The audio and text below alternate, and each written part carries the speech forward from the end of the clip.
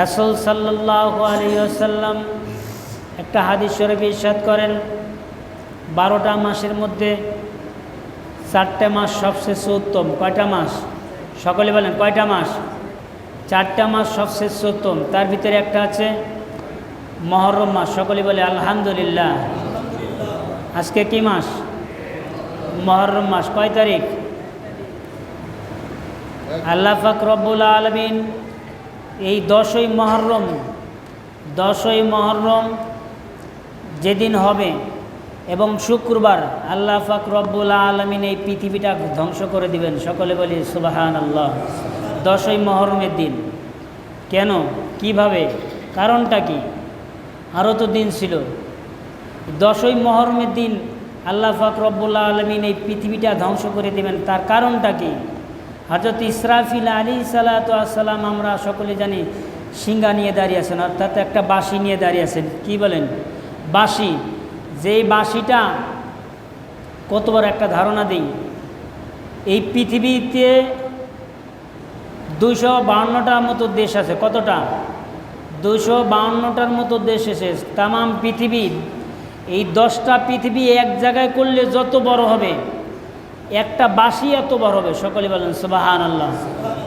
10টা পৃথিবী এক জায়গায় করলে যত বড় হবে, এই একটা মানে 10টা পৃথিবী এক জায়গায় করলে যতটুক হবে, এর চেয়ে বড় বাঁশিটা হবে। কারণ দেখেন, আমাদের ছোট্ট সন্তানেরা যখন একটা বাঁশি নিয়ে খেলা করে, বাঁশির ভিতরে যে কোনো একটা জিনিস আঙুল দিলে যাওয়া আসা করে অনায়াসে। কি বলে? তার ভিতরে কিন্তু বাজে না। বাজে? বাঁশির ভিতরে যদি আঙুল দেওয়া হয়, আঙুল কি বাজে? বলেন, বাজে না। তো হযরত ইসরাফিল আলাইহিস সালাতু ওয়াস সালাম এমন একটা বাঁশি নিয়ে দাঁড়িয়ে আছেন, যেই বাঁশির ভিতর দিয়ে এই 10টা পৃথিবী এক জায়গায় করলে যত বড় হবে, এই একটা পৃথিবী ওই বাঁশির ভিতর দিয়ে যাবে আর আসবে। সকলে বলেন সুবহানাল্লাহ। তাহলে বাঁশিটা কি ছোট? কথা বলেন না কেন? অবশ্যই বড়। তো দেখেন, বাঁশিটা যাই হোক, বাঁশিটার তুলনায় অবশ্যই যেই বাঁশিটা যে নিয়ে দাঁড়িয়ে থাকবে, বাঁশিটা কি আরও বড় হবে না? কি বলেন? লোকের তুলনায়, বাঁশির তুলনায় লোক কি অনেক বড় হবে না? এটা রাখো, এখানে রাখো। বাঁশির তুলনায়, লোকের তুলনায় বাঁশি কিন্তু অনেক বড়। কি বলেন? তাই হযরত ইসরাফিল আলাইহিস সালাতু ওয়াস সালাম যদি বাঁশি নিয়ে দাঁড়িয়ে থাকেন, ইসরাফিল আলাইহিস সালাতু ওয়াস সালাম কি ছোট? কথা বলেন না কেন? অবশ্যই বাঁশির তুলনায় 1000 গুণ বড়। সকলে বলেন সুবহানাল্লাহ।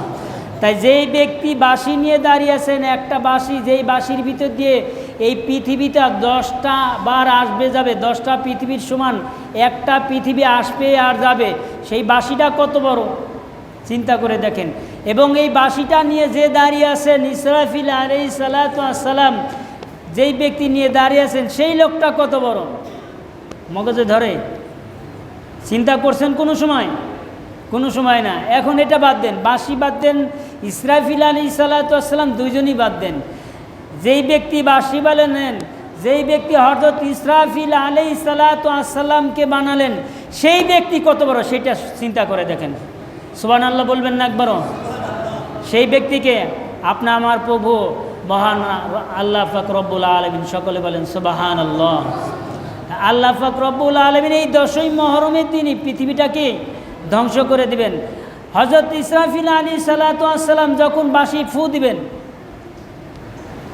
বাঁশি ফু দেওয়ার সাথে সাথে দেখবেন বাঁশির মাথা থেকে ফু দেওয়ার সাথে সাথে একটা বাতাস বের হয় না? ফু যখন দিবেন, দেখবেন মাথায় যদি একটা তুলা বা কাগজ থাকে, বাঁশির মাথায় তুলাটা বা কাগজটা তাৎক্ষণিকভাবে কি হয়ে যায়? উড়ে চলে যায়। তা আল্লাহ পাক রব্বুল আলামিন হযরত ইসরাফিল আলাইহিস সালাতু ওয়াস সালামকে যখন সিংহা ফু দেওয়ার জন্য আদেশ দিবেন, নিষেধ দিবেন, তখন হযরত ইসরাফিল আলাইহিস সালাতু ওয়াস সালাম এই বাঁশিটা ফু দিবেন। ফু দেওয়ার সাথে সাথে সামনে যত কিছু থাকবে, নদী নালা, পাহাড় পর্বত, ঘর বাড়ি, বিল্ডিং টিনে যা আছে সব তোলার মতো উঠতে থাকবে। বলেন সুবহানাল্লাহ। যত বড় বিল্ডিং হোক না কেন, আপনি 900 তলা বিল্ডিং বানাতে দেন, ওই বাঁশির কাছে কিছুই না। আপনার বাচ্চার সামনে, ওই বাঁশির সামনে তোলা যেমন কিছুই না, হযরত ইসরাফিল আলাইহিস সালাতু ওয়াস সালামের এই বাঁশির কাছে একটা বিল্ডিং, পাহাড়, পর্বত কিছুই না। সকলে বলেন সুবহানাল্লাহ। এই পৃথিবীটা সেই দিনই ধ্বংস হবেন। কোন দিন? 10ই মুহররম, এই শুক্রবার। সকলে বলেন সুবহানাল্লাহ। হয়তো আপনার আমার দেখার ভাগ্য হবে না, কিন্তু আল্লাহ পাক রব্বুল আলামিন যেন এর আগে ঈমান নিয়ে দুনিয়া থেকে বিদায় করে নিক। সকলে বলে আমিন। কারণ ঈমান আজকে আমাদেরকে অনেক দুর্বল। কি বলেন? ঈমান অনেক দুর্বল। যে যেটা বলে আমরা সেটাই কি বলে চালাই দিচ্ছি? বেদাত বলে চালাই দিচ্ছি। কি বলেন? আপনি যেটাই করবে যাবেন বেদাত, আমি যেটা করবে যাব সেটাই কি? বেদাত। আর বেদাতেরা যা করবে সেটাই কি? দাত। আমরা যা করব সব বেদাত, আর তারা যা করবে সব কি? দাত। মানে আমরা করলেই সমস্যা, খালি বেদাতের গন্ধ ভিতরে। রাসূল সাল্লাল্লাহু আলাইহি সাল্লামের একটা হাদিস আছে, আল্লাহর হাবিব সাল্লাল্লাহু আলাইহি সাল্লাম বলেন, আমার জামানায় এমন একটা সময় আসবে যেই সময় আমার উম্মতের ভিতরে দলাদলি ফেরকা থাকবে। একদল আমলকে ছোট করার জন্য উঠে পড়ে লাগবে। কি বলেন? তারা বলবে নামাজের পরে সুন্নত পড়া যাবে না। এই দলটা কি বর্তমান আমাদের জামানা আছে না নাই? সকলেই বলেন, কথা বলেন, ভয় পান কেন? অবশ্যই আছে। নামাজের পরে এটা করা যাবে না, এটা করা যাবে না। তাহলে নামাজের পরে এটা করা যাবে না, ওটা করা যাবে না, তা তোমার কথা আমি মানতে যাব কেন? কথা বলেন না কেন? সকলে বলেন। আল্লাহর রাসূল সাল্লাল্লাহু আলাইহি সাল্লাম শাফায়াতের কাণ্ডারি, কাল কিয়ামতের ময়দানে যেই ব্যক্তি শাফায়াত না করলে আপনার আমাকে জান্নাতে যাওয়া সম্ভব হবে না, সেই ব্যক্তির কথা শুনবো না একজন আম পাবলিকের কথা শুনবো? কথা বলেন, কথা বলেন। অবশ্যই রাসূল সাল্লাল্লাহু আলাইহি সাল্লামের কথা শুনবো। কি বলেন? আল্লাহর হাবিব সাল্লাল্লাহু আলাইহি সাল্লাম যেই পথে আপনাকে আমাকে চলতে বলেছেন, যেই পথে চলতে নিষেধ করেছেন, সেইটাই আমাদেরকে উত্তম পথ। সকলে বলেন সুবহানাল্লাহ। ইবাদতের আমাদের মানে ঘাটতি হওয়ার যে কায়দাগুলো, সেটা কিন্তু আমাদের সমাজে অনেক চলে আসছে। আপনি নামাজের আগে পরে কোনো সুন্নত নাই, নামাজের পরে কোনো মোনাজাত নাই, সব কিছুই কী হয়ে যাচ্ছে? বিলীন হয়ে যাচ্ছে। কোনো কিছুই নাই, কোনো কিছুই নাই। আমি আপনাকে একটা ছোট্ট একটা প্রশ্ন করি, রাজবাড়ির যে ব্যক্তি এমপি, আমি যত ভালো ব্যক্তি হই না কেন, আমি যে কোনো একটা সুপারিশ নিয়ে যদি যাই, এই এমপিকে আমার কথা শুনবে? কথা বলেন, জোরে সবার জবাব দেন। এমপি একার কথা শুনবে? কথা বলেন না কেন? আমরা যখন এই মসজিদের ব্যাপারে যদি মুসল্লি যারা আছে, এলাকাবাসী যারা আছে, মসজিদের কমিটি সহ যদি এমপির কাছে যায়, আমরা যদি কিছু আবদার করি মসজিদের কাজের জন্য, একার কথা শুনবে না সবার কথা শুনবে? কথা বলেন, সবার কথাই শুনবে। তা মসজিদে বসে আল্লাহ পাক রব্বুল আলামিন নামাজ শেষে সবাই মিলে দোয়া করবে, এটাই না জায়েজ হয়ে গেছে। কথা বলেন না কেন? তা আমার একার কথা শুনবে না সবার কথা শুনবে আল্লাহ? কথা বলেন না কেন? এতটুকু মগজে ধরেন আমাদের। আম পাবলিক যা শিখাচ্ছে তাই শিখতেছেন আপনারা। যাই হোক, আল্লাহ পাক রব্বুল আলামিন আমাদেরকে সঠিক বোঝার তৌফিক দান করে। সকলে বলে আমিন। যদিও আমাদের আলোচনার বিষয় ওইটা না, আমাদের আলোচনার বিষয় আহলে বাইত পাক পাঞ্জাতন কারবালা, শহীদে কারবালা। সকলে বলেন সুবহানাল্লাহ। যেহেতু আজকে মুহররমের 1 তারিখ, পয়লা মুহররম, সকলে বলেন সুবহানাল্লাহ। তা মুহররমের কথা বলতে গেলে হযরত ইমাম হাসান হুসাইনের কথা চলে আসে। কি বলেন? ইমাম হাসান হুসাইনের কথা চলে আসে, হযরত মা ফাতেমার কথা চলে আসে, হযরত আলী রাদিয়াল্লাহু তাআলা আনহুর কথা চলে আসে, এমনি চলে আসে। আলোচনা করলেও আসবে, না করলেও আসবে। কি বলেন? আল্লাহর হাবিব সাল্লাল্লাহু আলাইহি সাল্লাম বলেন, দেখেন এই হাদিসটা কোনো সময় শোনেন না, আজকে শোনেন, হয়তো কোনো সময় শোনেন নাই। যিকরু আলিয়ুন ইবাদাতুন, যিকরু আলিয়ুন ইবাদাতুন। কে বলতেছেন? যিকরু আলিয়ুন ইবাদা। আল্লাহর হাবিব সাল্লাল্লাহু আলাইহি সাল্লাম বলতেছেন, যেই ব্যক্তি আমার আলীর নামে জিকির করে সেই ব্যক্তি ইবাদত করলো। সকলে বলেন সুবহানাল্লাহ। আর একটা হাদিস শরীফে আছে, আন-নাজরু ইলা ওয়াজহি আলিয়ুন ইবাদা, আন-নাজরু ইলা আলিয়ুন ওয়াজহি ইবাদা। তা যে ব্যক্তি আমার আলীর নামে স্মরণ করে সেও যেন কী করলো? ইবাদত করলো। কোনোদিন হয়তো শোনেন নাই, এটা আমিও শুনি নাই। কথাটা বুঝতে পারেন? কারণ আমরা জানি পাক পাঁচজন কয়জন? মুহাম্মাদুর রাসূলুল্লাহ, হযরত আলী ওলিউল্লাহ, কয়জন গেল? মা ফাতেমা, ইমাম হাসান হুসাইন, 5 জন। কয়জন? এই 5 জনকে নিয়ে একবার আলোচনা করা হয়েছে গত জুমার আগের জুমায়, কি বলেন?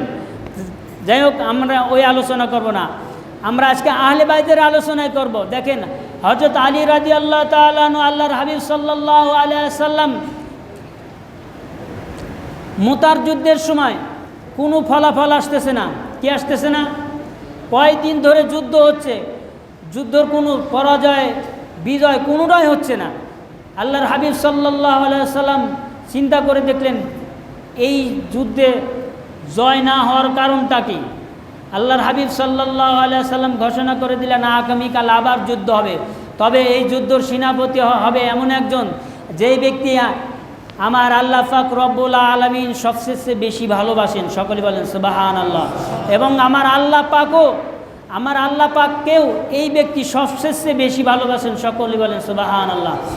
এবং আমি আল্লাহর হাবিব সাল্লাল্লাহু আলাইহি ওয়াসাল্লাম এই ব্যক্তিকে বেশি ভালোবাসি। সকলে বলেন সুবহানাল্লাহ।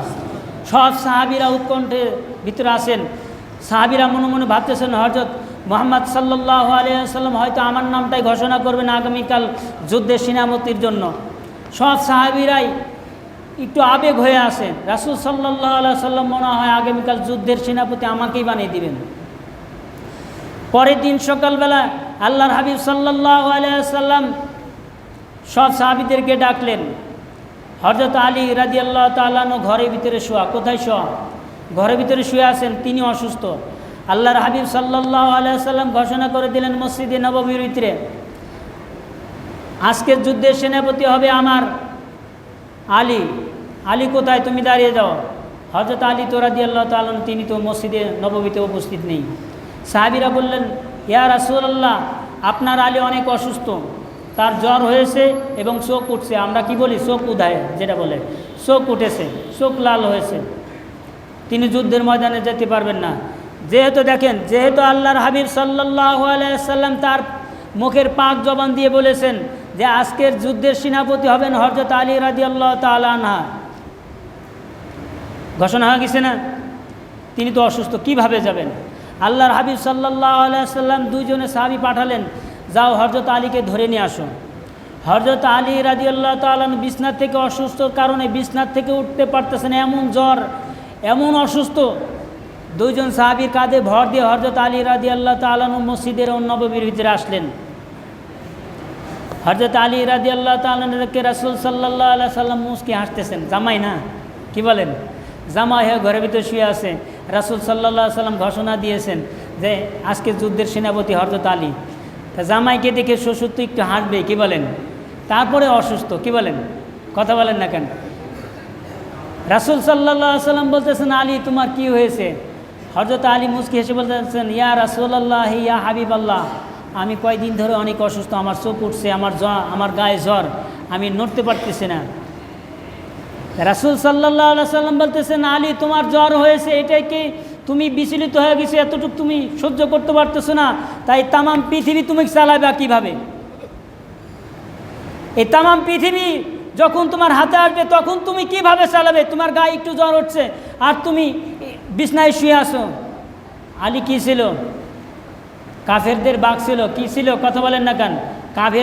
কাফেরদের বাঘ ছিল। আল্লাহ পাক রব্বুল আলামিন তার ভিতরে এমন শক্তি দিয়েছিলেন। রাসূল সাল্লাল্লাহু আলাইহি সাল্লামের এই কথাটা শুনে অনেক সময় আছে না, আমরা বলি না যে ডাক্তারের কথা শুনলে রোগী অনেক সময় ভালো হয়ে যায়। কথা বলেন না কেন? তা রাসূল সাল্লাল্লাহু আলাইহি সাল্লামের অর্থাৎ হযরত আলী রাদিয়াল্লাহু তাআলা তার শ্বশুরের কথা শুনে কি হয়েছে?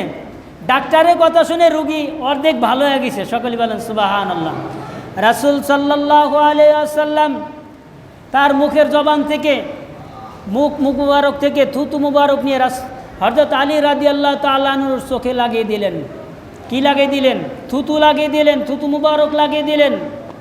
খোদার কসম, রাসূল সাল্লাল্লাহু আলাইহি ওয়াসাল্লাম এই থুতু মুবারক হযরত আলী রাদিয়াল্লাহু তাআলা আনহুর চোখে লাগাইতে দেরি হয়েছে, চোখ সারতে দেরি হয় নাই। সকলে বলেন সুবহানাল্লাহ। মুহূর্তের ভিতরেই চোখ ভালো হয়ে গেছে।